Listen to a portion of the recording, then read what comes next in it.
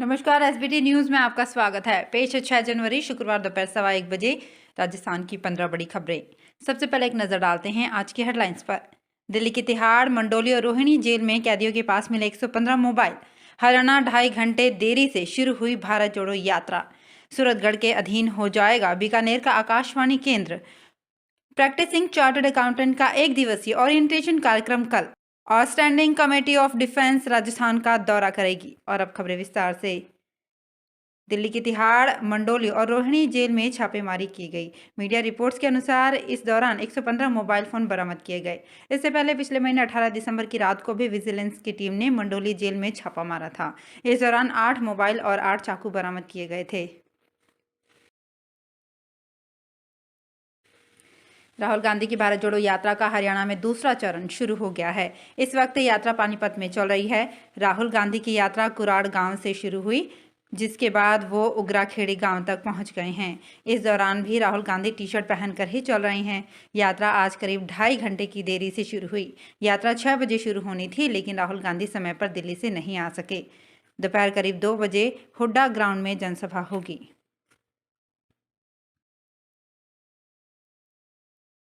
सूचना एवं प्रसारण मंत्रालय बीकानेर के आकाशवाणी केंद्र का प्रशासनिक नियंत्रण सूरतगढ़ रेडियो स्टेशन के अधीन करने जा रहा है। इसके लिए बीकानेर केंद्र से कर्मचारियों, वित्तीय संसाधनों सहित अन्य ब्यौरा मांगा है। एक ड्राफ्ट भेजा गया है, जिसमें चरणबद्ध मर्जर की प्रक्रिया बताई गई है। माना जा रहा है कि इसी वित्तीय वर्ष यानी मार्च तक बीकानेर के आकाशवाणी केंद्र का संचालन सूरतगढ़ को सौंप दिया जाएगा। ये उस योजना का हिस्सा है जिसमें देश भर में रेडियो स्टेशनों की लागत कम करते हुए उन्हें क्लस्टर के रूप में संचालित करना है। Committee for members in practice of the institute of chartered accountant of India की ओर से जयपुर में 8 जनवरी रविवार को नए प्रैक्टिसिंग चार्टर्ड अकाउंटेंट के लिए एक दिवसीय ओरिएंटेशन कार्यक्रम होटल मैरियट जयपुर में आयोजित किया जा रहा है। Chairman committee for members in practice and central council member CA Prakash Sharma ने बताया कि समिति का उद्देश्य सीए फार्मों के साथ साथ छोटे और मध्यम व्यवसायियों को उनके अभ्यास पोर्टफोलियो को मजबूत करना है। स्टैंडिंग कमेटी ऑफ डिफेंस अपने 4 दिन के दौरे को लेकर राजस्थान आ रही है। इस रक्षा मंत्रालय की संसदीय कमेटी के कांग्रेस नेता राहुल गांधी भी सदस्य हैं। कमेटी 7 जनवरी को जोधपुर रहेगी, 8 जनवरी को पोखरण और 9 व 10 जनवरी को जैसलमेर के दौरे पर रहेगी। बताया जा रहा है कि कुल 32 लोग जैसलमेर के दौरे पर रहेंगे। इस दौरान वे यहां बैठक भी लेंगे। रक्षा जिला प्रशासन जैसलमेर ने अभी से तैयारियां शुरू कर दी है। हालांकि राहुल गांधी इस बैठक में शामिल होंगे या नहीं, ये अभी तय नहीं है। राजस्थान लोक सेवा आयोग द्वारा प्राध्यापक प्रतियोगी परीक्षा 2022 के गणित, physics group A, Punjabi, Urdu group C तथा फिजिकल एजुकेशन ग्रुप ई विषयों की मॉडल आंसर की वेबसाइट पर जारी की गई है। आयोग ने 11 से 21 अक्टूबर 2022 तक इस परीक्षा का आयोजन किया था। आयोग सचिव HL अटल ने बताया कि यदि किसी भी अभ्यर्थी को इन मॉडल आंसर की पर कोई आपत्ति हो तो निर्धारित शुल्क के साथ 7 जनवरी से 9 जनवरी 2023 को रात्रि 12 बजे तक ऑनलाइन दर्ज करवा सकते हैं।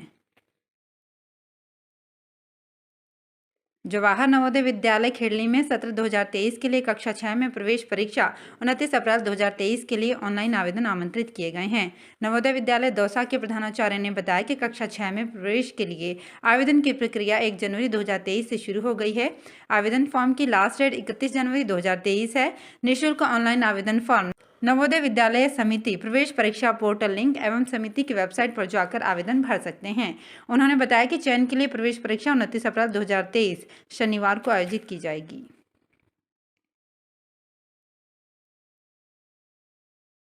झालावाड़ की 9 साल की बच्ची ख्याति ने अपने करीब 14 इंच के बाल कैंसर रोगियों के लिए डोनेट कर एक नई पहल की है। इन बालों से कैंसर रोगियों के लिए विग बनाई जाएगी। कक्षा 4 में पढ़ने वाली ख्याति का कहना है कि उसे ये प्रेरणा झालावाड़ के अपनी बुआ डॉक्टर रेखा लालवानी से मिली है। बालिका के बाल गुरुवार को डोनेट करने के बाद डाक के माध्यम से जयपुर के एक संस्था को भेज दिया गया। बुआ डॉक्टर रेखा लालवानी ने बताया कि उन्होंने भी जयपुर में 2021 में डॉक्टर तन्वी के माध्यम से अपने बाल डोनेट किए थे। सीकर नगर परिषद टीम ने आज चाइनीज मांझे के खिलाफ कार्यवाही की। टीम ने राधा किशनपुरा पुरोहित जी की ढाणी में 15-20 दुकानों का औचक निरीक्षण कर 60 चाइनीज मांझे की चरखियां जब्त की। वहीं दुकानदार को मांझे की बिक्री नहीं करने की चेतावनी भी दी। 2 दिन पहले सीकर में एक व्यापारी की गर्दन चाइनीज मांझे के कारण कट गई थी, जिसके बाद जिला कलेक्टर अमित यादव ने चाइनीज मांझे के खिलाफ कार्यवाही करने के अधिकारियों को निर्देश दिए। आज नगर परिषद की टीम ने आयुक्त शशिकांत शर्मा के नेतृत्व में दुकानों का औचक निरीक्षण कर चाइनीज मांझा बेचने वाले दुकानदारों पर कार्यवाही करते हुए 60 चरखियां जब्त की।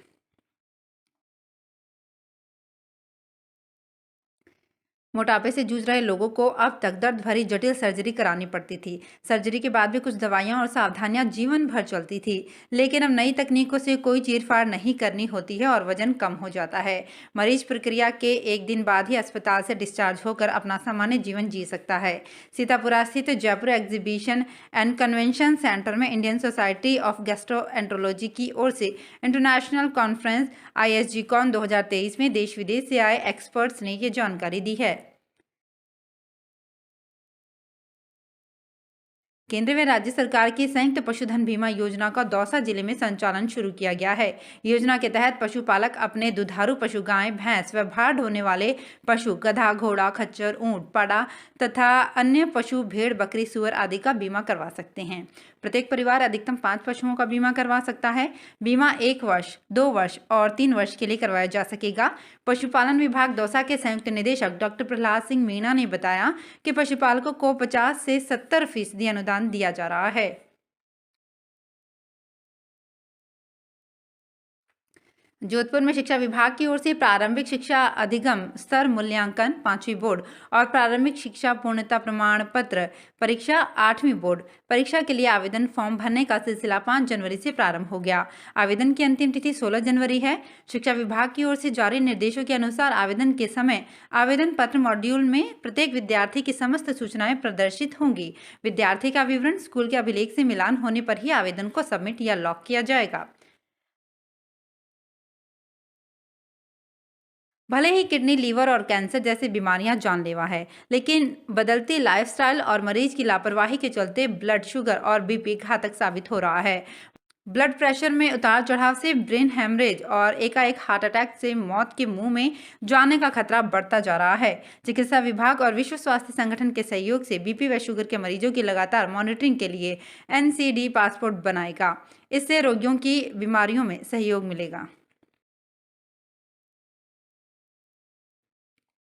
अमेरिका व यूरोप में चल रही मंदी से जोधपुर का हैंडीक्राफ्ट भी कम होने लगा है। इस वित्तीय वर्ष के 9 माह बाद भी जोधपुर का हैंडीक्राफ्ट एक्सपोर्ट करीब 1800 करोड़ ही पहुंचा है, जबकि पिछले वित्तीय वर्ष में निर्यात 4500 करोड़ था। अगले 3 माह में निर्यात इस स्तर तक पहुंचता नजर नहीं आता। निर्यात किए कंटेनर्स भी गत वर्ष के मुकाबले 45% कम हुए हैं। ग्रेटर नोएडा में फरवरी-मार्च में होने वाले फेयर के बाद क्रिसमस व न्यू ईयर की तैयारी शुरू हो जाती है। वित्तीय वर्ष के 6 माह में न्यू ईयर व क्रिसमस की खरीदारी के लिए हैंडीक्राफ्ट एक्सपोर्ट होता है। राजस्थान के 34,585 शिक्षकों की परीक्षा के दिनों में परीक्षा होगी। एक तरफ माध्यमिक शिक्षा बोर्ड अजमेर जनवरी माह के अंत तक विद्यार्थियों की प्रायोगिक परीक्षा शुरू करेगा, वहीं दूसरी ओर इन बच्चों को पढ़ाने वाले शिक्षक खुद पढ़ेंगे और परीक्षा भी देंगे। अगर 70% या इससे अधिक अंक नहीं लाए तो उन्हें प्रशिक्षण में पास होने का सर्टिफिकेट भी नहीं मिलेगा। इसका मॉड्यूल CIET NCERT के पाठ्यक्रम पर आधारित होगा। सत्र 2022-23 के तहत 11वीं व 12वीं कक्षा में पढ़ाने वाले कला, विज्ञान व वाणिज्य संकाय के 34,585 व्याख्याताओं को 13 विषयों में 3 महीने तक प्रशिक्षण लेना होगा। तो फिलहाल इस बुलेटिन में इतना ही। फिर हाजिर होंगे कुछ और बड़ी खबरों के साथ। अगर आप भी अपने आसपास की छोटी बड़ी और महत्वपूर्ण खबरों से अपडेट रहना चाहते हैं तो सब्सक्राइब कीजिए हमारे चैनल SPT न्यूज को और प्रेस कीजिए बेल आइकन पर।